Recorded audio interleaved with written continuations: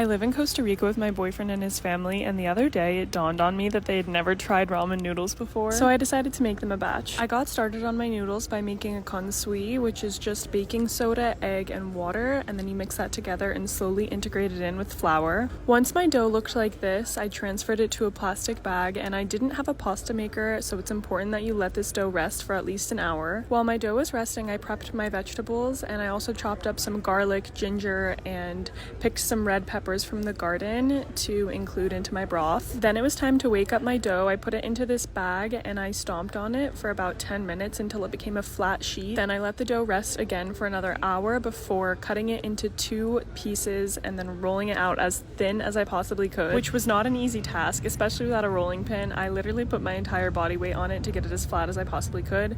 In the meantime, I sauteed my garlic and my ginger and pepper to get started on my broth, and then I added in some beef broth and put in my mushrooms and carrots and let that simmer. I rolled out my other piece of dough and then I rolled it up like this before cutting it as thinly as possible to make my noodles. I'm pretty impressed with how they turned out. Without a pasta machine doing it hand cut, you're always going to get a thicker noodle, but they turned out pretty well. I also boiled some eggs earlier in the day, so I cracked those and then I added in my ramen. Finally, it was time to assemble my ramen. I topped it with green onion and the egg, and this was a really big hit, you guys. They drank all of the broth and ate all the noodles. What should I make next?